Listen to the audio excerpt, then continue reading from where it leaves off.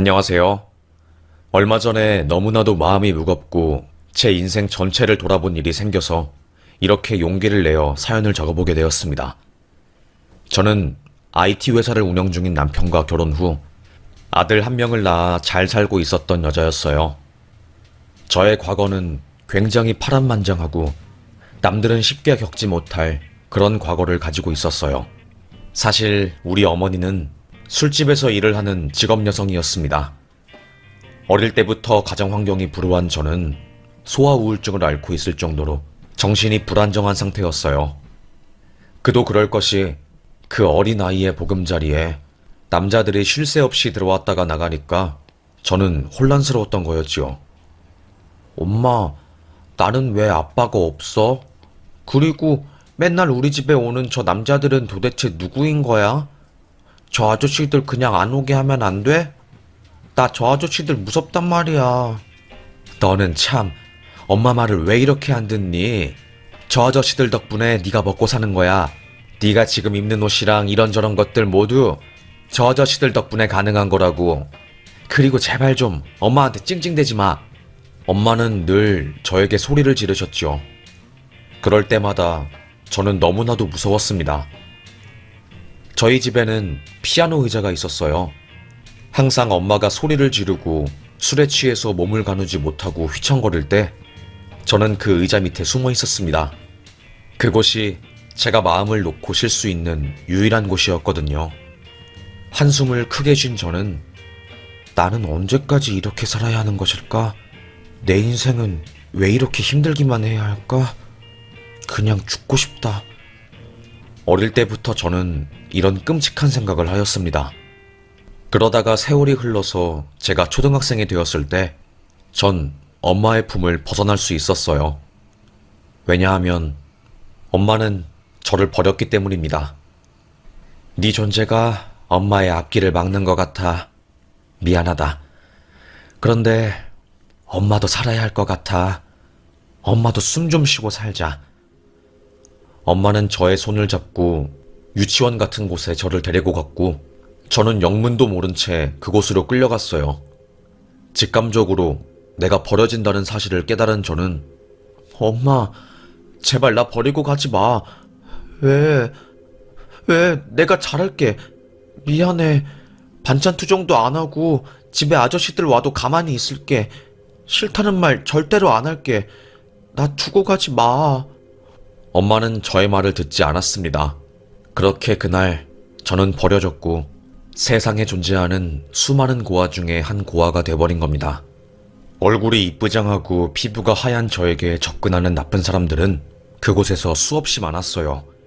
거기 있던 중학생 오빠들이 제 손을 잡고 머리를 쓰다듬고 나쁜 짓을 하려고 할 때 저는 살기 위해서 원장님한테 말했어요. 원장님, 사람들이 저를 괴롭혀요. 저 여기서 그냥 나가서 살면 안 돼요? 제발요, 원장님. 저 잠자리에 가는 게 너무나도 무서워요. 저는 그나마 믿을 수 있는 원장님이었던 분께 도움의 손길을 요청했지만 무참하게 무시되었어요. 왜냐하면 그 원장님은 저를 괴롭히고 불순한 의도로 바라보는 오빠들보다 더 이상한 사람이었기 때문이었지요. 원장님은 아이들을 사랑해서 보육원 일을 하는 게 아니라 국가에서 나오는 보조금과 각종 시민단체와 개인이 제공하는 후원금을 중간에서 가로채기 위해서 그런 일을 하는 거였습니다. 저는 속절없이 보호받지 못하는 낙동강 오리 아래 신세가 되었지요. 어릴 때부터 저는 늘 꿈을 꿨어요. 꿈속에서 미친 듯이 누군가에게 쫓기는 듯한 꿈이요. 자고 일어나면 식은땀을 뻘뻘 흘린 채 땀을 쓸어내는 저는 깨어난 현실이 보육원이라는 것에 매일 좌절을 했어요. 그래서 보육원 탈출이 저의 1순위였습니다. 시간이 흘러서 고등학생이 된 저는 한 가지 제안을 받게 되었어요. 네가 이제 선택을 할 수 있는 고등학생이 되었어. 한 가지는 국가 지원을 받고 이 보육원에 나가서 고시원 같은 곳에서 사는 것과 또 한 가지는 여기에 남는 거야. 저는 말이 끝나기 무섭게 저는 나가서 살래요. 그게 저한테 맞을 것 같아요. 무조건 나가겠습니다. 국가에서 지원되는 돈이 얼마이든 간에 나가서 살고 싶어요. 저는 결심했습니다. 당장 이곳을 나가서 이 지옥 같은 곳에서 탈출하리라고요. 그렇게 저는 500만 원 남짓한 돈을 가지고 서울로 올라가게 되었고, 고등학교에 진학하자마자 돈을 벌어야 했기 때문에 자퇴를 했어요. 선생님은 너 고졸로 살면 사람들이 얼마나 무시하고 차별하는지 아니?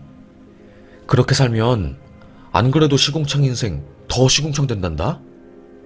저에게 상처를 주는 막말하는 선생님에게 당신이 내 삶을 살아보기나 했어? 나는 남들 시선보다 먹고 사는 게 더 중요한 사람이야. 욕하고 싶었습니다. 하지만 저는 초라한 학생일 뿐이었고 아무 말도 하지 못한 채 빨리 자퇴 신청서에 사인을 해달라고만 말할 뿐이었지요. 선생님은 저를 사회 부적응자의 눈빛으로 무시하며 바라보았고 저는 그런 시선들이 너무 힘들었습니다. 그래도 자퇴를 한 저는 일을 하기 시작했어요. 그러다가 한 피팅 모델 일을 제의받았고 그곳에서 저는 끔찍한 일을 겪고 말았지요. 일반적인 피팅 모델이 아니라 성인 전용 피팅 모델이었던 겁니다. 탈출하고 싶어도 제가 탈출하지 못하게 밖에서 문을 막고 있었어요. 그렇게 저는 원하지 않게 그쪽 업계에 발을 담그게 되었고 빼도 박도 못한 채로 그 일을 계속할 수밖에 없었습니다. 그때 찍었던 사진들 때문에 저는 중간에 발을 빼지도 못하고 계속 일을 할 수밖에 없었습니다. 몸과 마음이 모두 너덜너덜해진 저는 결국 그곳에서 나와서 바에서 일을 하게 되었어요. 제가 일하는 바에 늘 단골 손님으로 오시던 분이 저에게 수진 씨는 굉장히 이쁘고 아름다운데 뭔가 눈가에 말로 표현할 수 없는 슬픔이 있어요. 그 슬픔이 뭔지 물어봐도 될까요? 저는 저의 슬프고 우울한 속마음을 눈치챈 그 손님이 신기했고 용기를 내어서 저의 이야기를 말해주었습니다. 그 손님은 진심으로 눈물을 흘리면서 저의 이야기를 들어주었고 저는 그 손님과 그날 이후로 가깝게 지내게 되었습니다.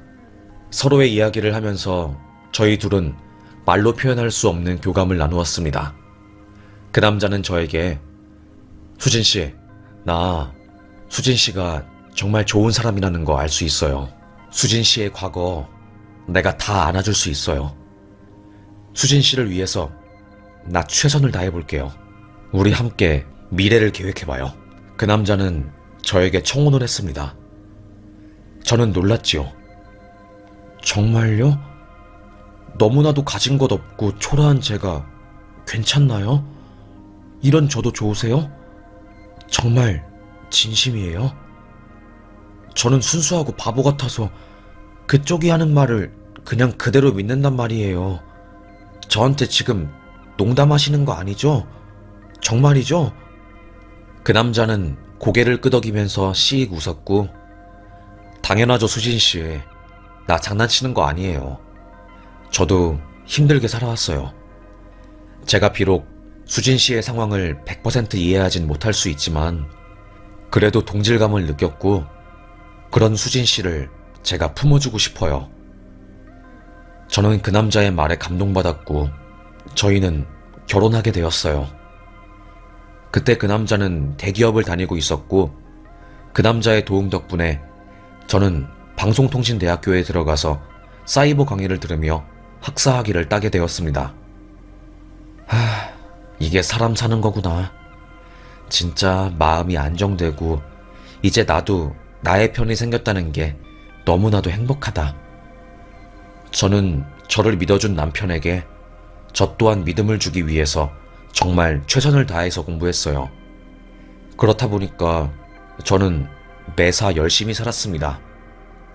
학사학위를 딴 저는 조금 욕심을 내서 학사 편입을 하게 되었고 학교를 다니면서 남편을 뒷바라지했어요. 그 무렵 남편은 회사 창업을 하게 되었습니다. 퇴사를 한 거고 거의 4년 동안은 저희 부부 김치만 먹으면서 살 정도로 무척이나 고생하면서 버텼어요. 남편이 중간에 IT 사업을 하다가 사기를 당해서 그간 모은 돈을 한 번에 날리기도 했고 투자처가 투자금을 빼내는 바람에 엄청나게 큰 위기를 겪기도 했지요. 그럴 때마다 저는 남편을 믿었고 학교 끝나고 알바를 하면서까지 남편의 뒷바라지를 했습니다. 그렇게 버티다 보니 남편은 결국 성공하게 되었고 저는 그런 남편이 너무나도 멋있었어요. 저희 부부는 어느 정도 경제적 안정을 되찾을 수 있게 되었고 그게 저에게 큰 행복을 가져다 주었어요. 마음이 안정이 되고 경제적으로도 편안해지니까 전 그때부터 아이를 가지기 위해서 부단히 노력했습니다. 그 결실로 눈에 넣어도 안 아플 아들을 출산하게 되었고 저는 너무나도 소중한 아들을 가지게 되어서 학교 졸업 후 아이를 돌보는 일에 무척이나 열중했습니다. 정말 행복하더라고요. 그런데 문제는 제가 오냐오냐 키운 게 독이 되었던 것인지 커가는 아들은 점점 학교에서 문제를 일으키게 되었습니다. 하루는 선생님이 전화가 왔어요. 어머님, 현수가 학교에서 애들을 위협해서 다른 학부모님들에게 항의가 많이 와요. 저도 현수가 나쁜 아이가 아니란 것을 잘 알지만 그래도 어머님께 이 이야기를 꼭 말씀드려야 할 것 같아서 이렇게 연락드려요. 아무래도 현수가 다른 아이들이랑 사이좋게 지내는 게 중요하니까요. 저에게 그 소식은 청천벽력과도 같았어요. 제 아들이 저도 모르게 학교에서 깡패처럼 일진처럼 행동했던 겁니다. 그 어린아이가요. 요즘 아이들이 알 거 다 알고 어른보다 영악하다고들 말하잖아요. 제 아들이 그런 아이였던 거였어요. 너무나 큰 충격을 받은 저는 바로 아들에게 너 학교에서 애들 괴롭히니? 엄마가 말했지. 친구들 차별하거나 괴롭히면 절대로 안 된다고. 나 안 그랬어. 나 애들 괴롭힌 적 없거든. 그게 무슨 소리야. 좀 어이없어 진짜. 나 아니라고. 아이는 발뺌을 했지요. 하지만 이미 선생님으로부터 모든 이야기를 들은 저는 아들의 말을 믿을 수 없었습니다. 학교에 가서 아들의 학교 생활을 알게 된 저는 충격의 도가니였습니다. 어머님, 현수가 아이들을 임대 아파트 사는 애랑 좋은 아파트, 브랜드 아파트 사는 애들이랑 분리를 해서 차별하고 있어요. 저희 반에는 임대 아파트 사는 아이가 한 명 있는데 현수가 그 아이를 지독하게 괴롭히거든요. 그래서 그 아이가 굉장히 힘들어했고 학교 나오는 것도 고통스러워 하더라고요. 저는 현수가 나쁜 아이가 아니란 것을 알지만 그래도 어릴 때 친구들을 괴롭히고 그런 버릇을 고쳐야 하는 게 맞다고 생각합니다. 이런 현수의 태도가 지속된다면 저희도 어쩔 수 없이 현수에게 처벌을 내리거나 벌점을 부여하거나 심하면 강제 전학을 시켜야 할 것 같습니다.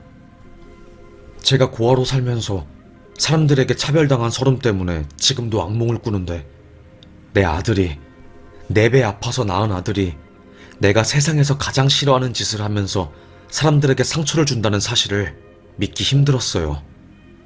그리고 그날 집에 가서 너무나도 눈물을 많이 흘렸습니다. 남편에게 이 사실을 말하니까 남편은 화를 참지 못했어요. 현수가 그랬다고?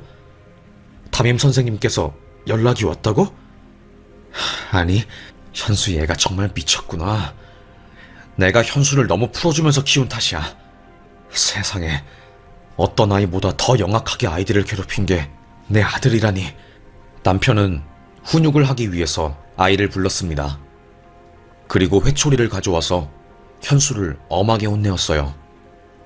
현수는 엉엉 울면서 다시는 안 그럴게요.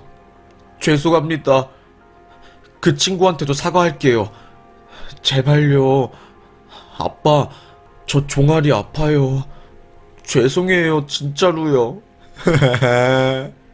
아들은 엉엉 울었고 속상한 저희 부부도 아들 몰래 눈물을 훔쳤습니다.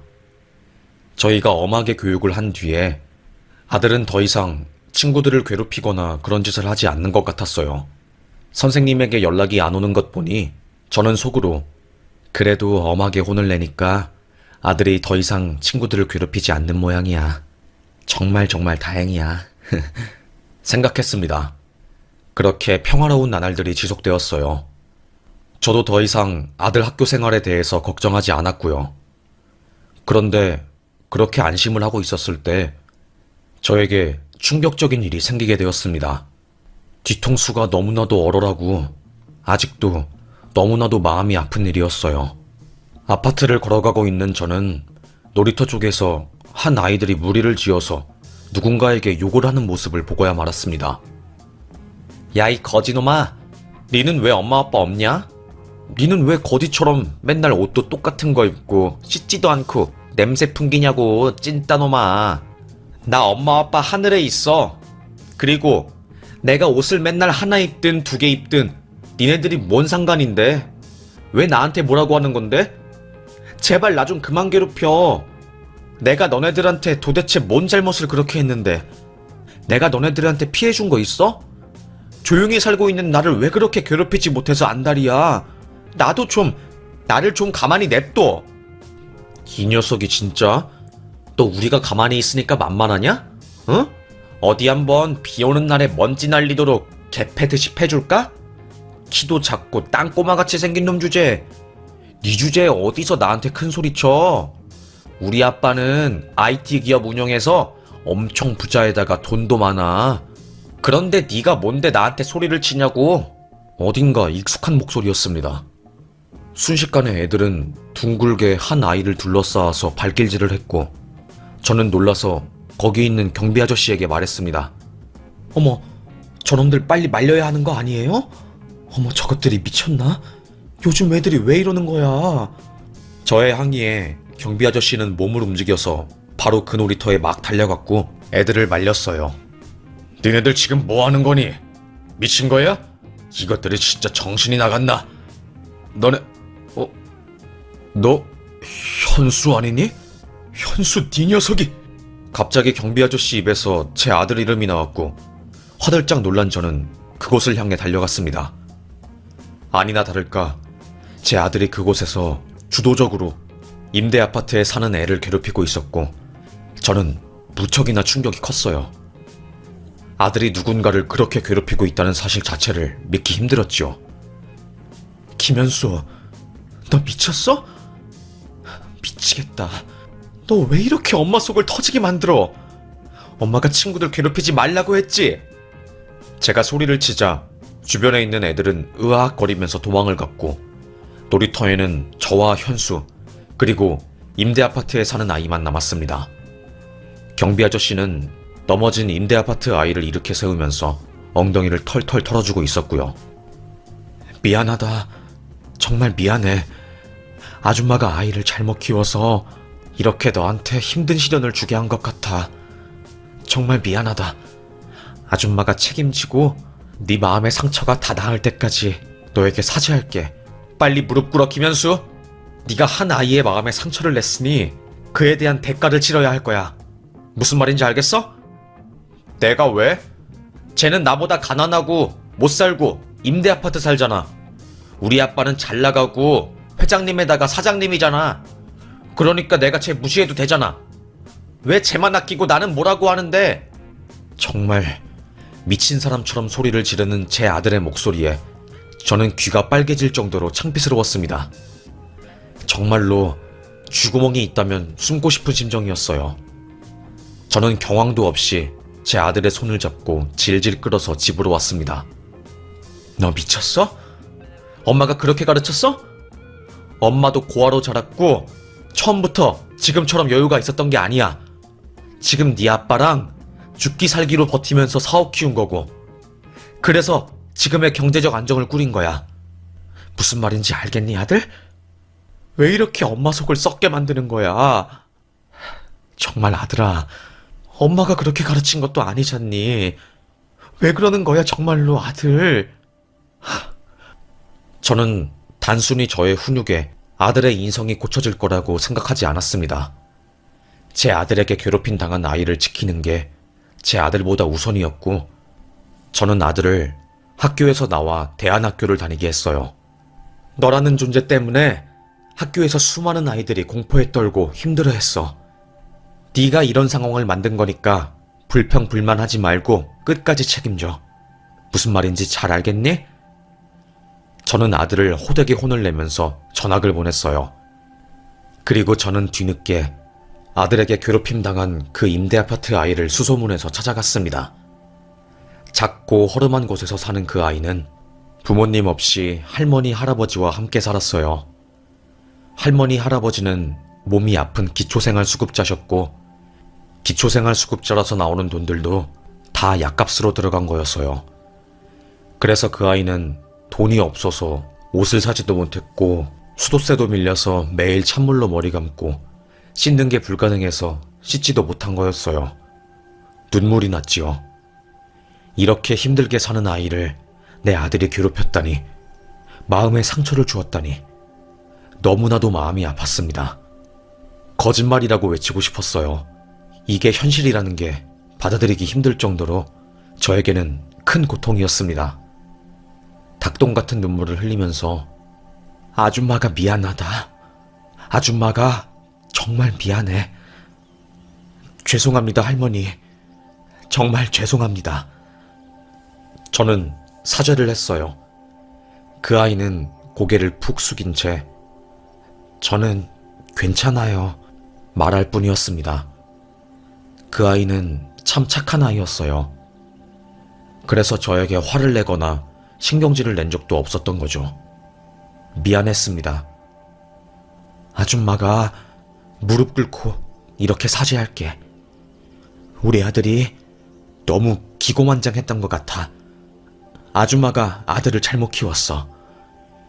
그래서 많은 아이들에게 상처를 주는 못된 아이로 키우게 된 것 같아. 이름이 뭐라고 했니? 하늘이라고 했니? 하늘이 한 번만 아줌마에게 기회를 줄 수 있을까?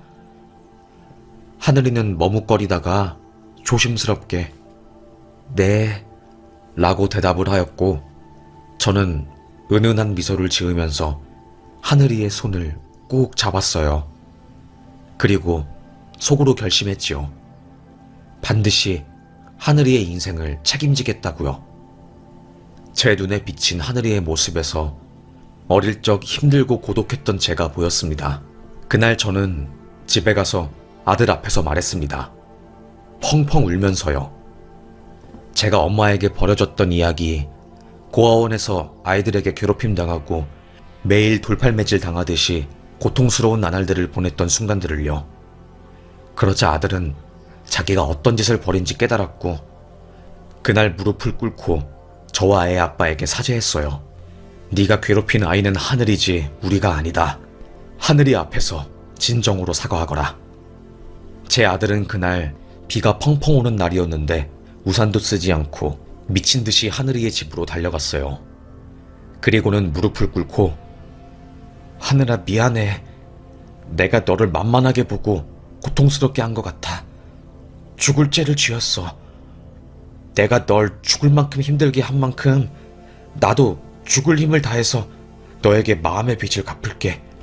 착한 하늘이는 알겠다며 제 아들의 사과를 받아주었습니다. 그렇게 둘은 그 이후로 둘도 없는 단짝이 되었어요. 저는 하늘이의 할머니 할아버지에게 하늘이 몰래 돈을 드렸습니다. 힘들게 사는 하늘이가 조금이라도 편하게 좋은 조건으로 교육을 받았으면 하는 마음에서요.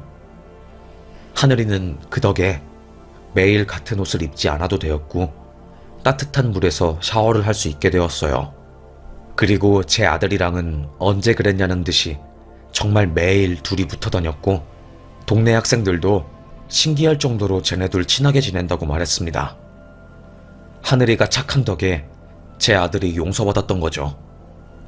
하루는 하늘이와 목욕탕을 갔다 온 아들이 저에게 놀란 눈을 하면서 말하더군요.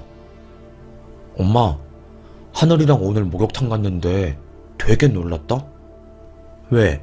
놀랄 일이 뭐가 있니?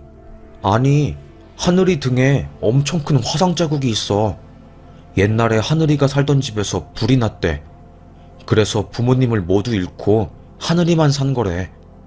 그때 집에서 누워있던 하늘이 등에 천장에서 떨어진 불덩이가 붙은 거고 그때 상처가 생긴 건가 봐. 저도 얼핏 하늘이 옷을 사준다고 백화점에 데려갔을 때 등 쪽 상처를 보았는데 그런 이유로 생긴지 몰랐었어요. 하늘이가 또 한 번 안타까웠습니다. 그렇게 세월이 흘러서 하늘이는 소방관이 되었고 제 아들은 경호학과에 들어가게 되었어요. 저희 부부는 IT 사업을 접고 강릉에 귀농을 해서 한가롭고 여유로운 전원 생활을 즐겼죠. 제 아들과 하늘이는 서울에서 둘이 룸메 생활을 하면서 돈독한 우정을 지키고 있었습니다. 그런데 그때 갑자기 제 아들에게서 전화가 온 거예요. 얘가 무뚝뚝해서 부모한테 전화하는 애는 아니었거든요. 엄마, 나 하늘이한테 간이식 해줄 거야. 뭐? 그게 갑자기 무슨 뜬금없는 소리니?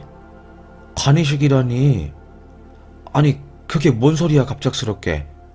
알고 보니 하늘이는 갑작스럽게 간암 판정을 받은 거였어요.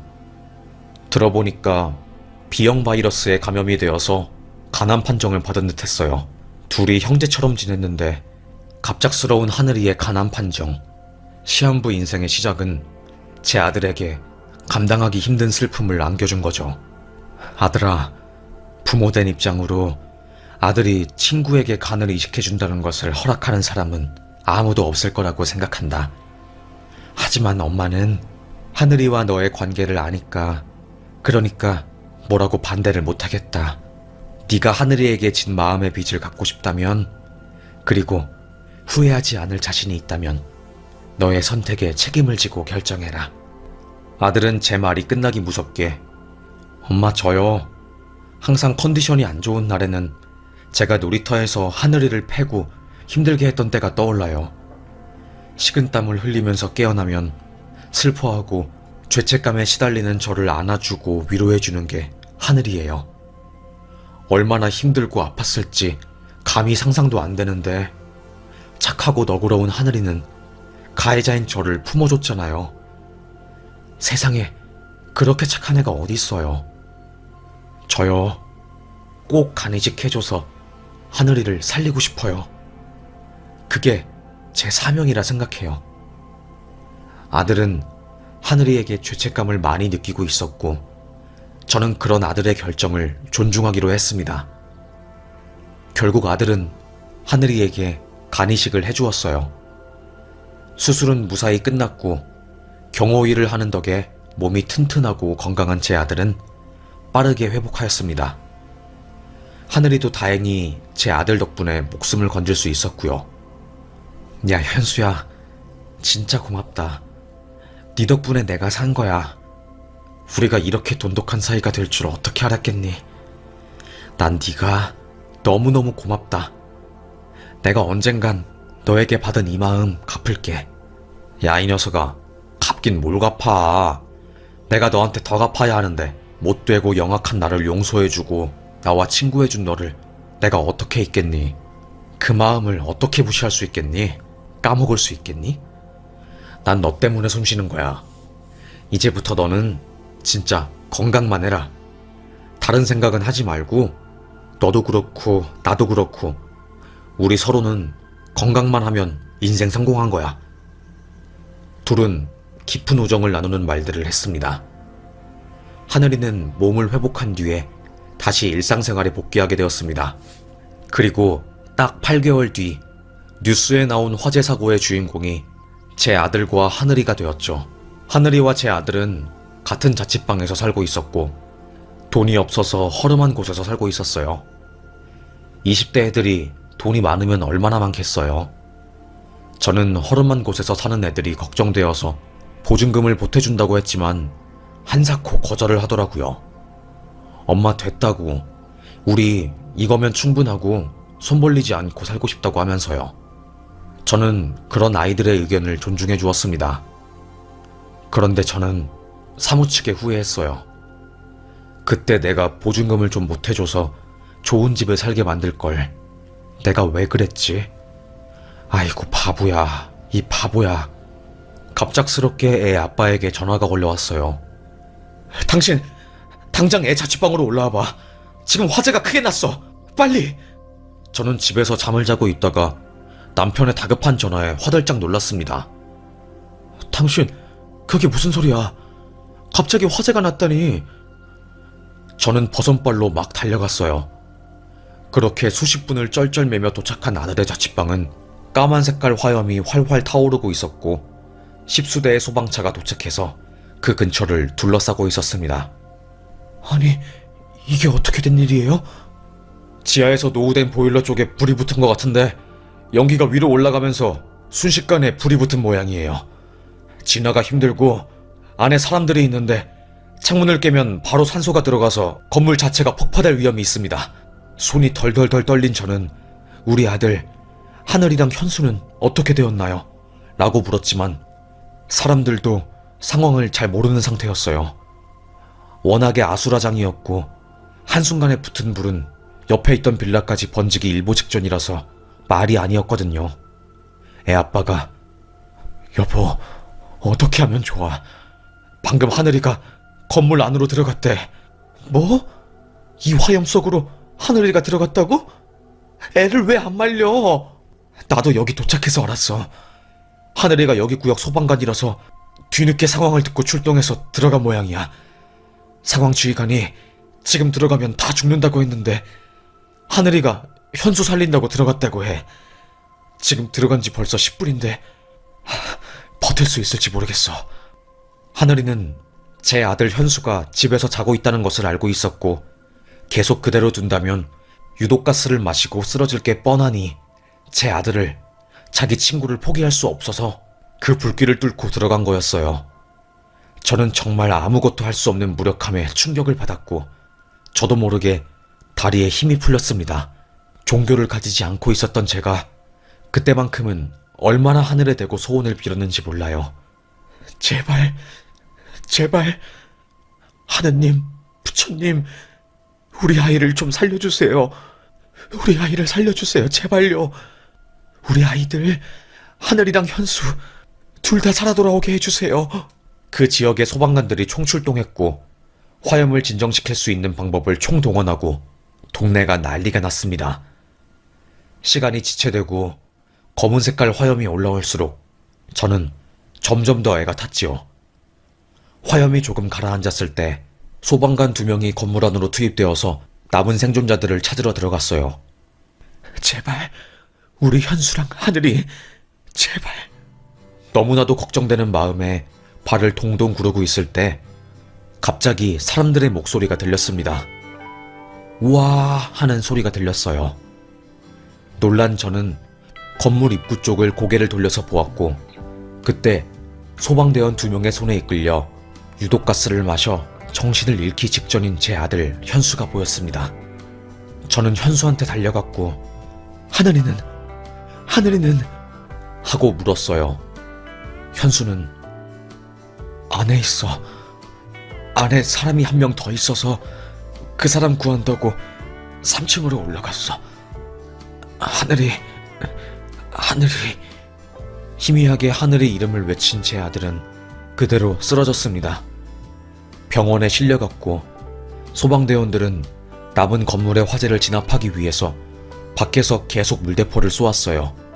제 남편이 아들 병원을 따라갔고 저는 그 건물 밖을 계속해서 지키고 있었습니다.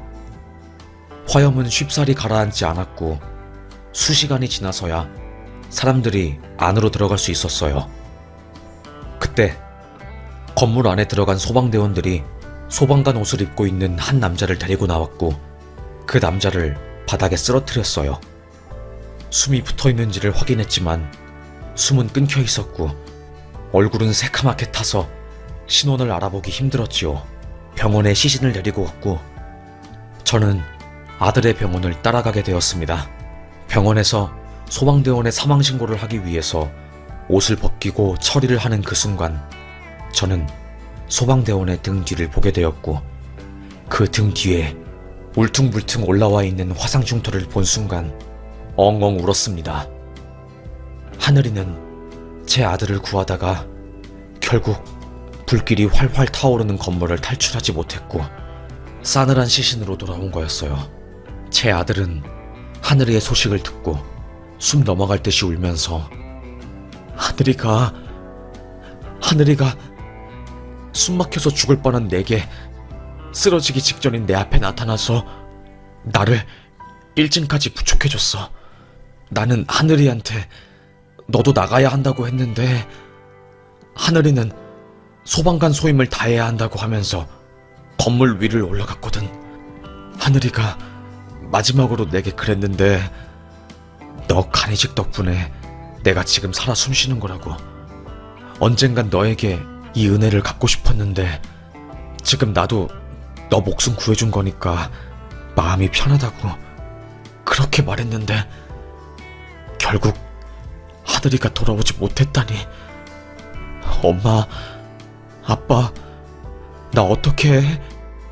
하늘이한테 미안해서 어떻게 해? 저희 가족은 눈물바다가 되었어요. 그렇게 하늘이는 제 아들과 다른 사람들을 구하고 자신의 목숨을 바치게 되었고, 그날 장례식장에서는 하늘이에게 도움을 받은 생존자들의 가족들과 묵념을 하기 위해서 달려온 소방관들로 가득 찼습니다. 그리고 입관식 날 깨끗하게 염을 마치고 편안한 미소로 누워있는 하늘이의 얼굴에 전 입맞춤을 하면서 하늘아, 미안해. 고마워. 아줌마가 하늘이 목숨까지 열심히 살게. 정말 고맙다. 하늘이는 자기에게 간이식을 해준 제 아들을 구하다가 그렇게 하늘나라에 갔어요. 어쩌면 화염이 활활 불타오르고 모두가 말리는 그 상황에서 건물 속으로 들어간 것 자체가 목숨을 버리는 것을 각오하고 간 것 같아요. 제 아들은 하늘이를 위해서 살겠다고 다짐을 하였고, 그렇게 발인을 끝내고 저희는 부모가 없는 하늘이를 위해서 대신 가족 선산에 하늘이를 묻어주었습니다. 그리고 제 아들은 하늘이처럼 살겠다고 하늘이가 자기에게 건네준 목숨을 다시 한번 내리사랑으로 보답하겠다고 하면서 경호 1에서 소방관으로 직업을 바꾸었습니다. 지금까지 저의 아들은 하늘이의 이름으로 수익의 일부를 기부하고 사람들을 살리는 직업을 가지고 있네요. 악연으로 시작된 저의 아들과 하늘이 지금은 그 누구도 말릴 수 없는 필연이 되었습니다. 인생이란 이런 건가 봐요. 저도 제 품에, 제 마음에 하늘이라는 이름을 평생 간직하면서 살렵니다. 제 이야기 들어주셔서 감사합니다.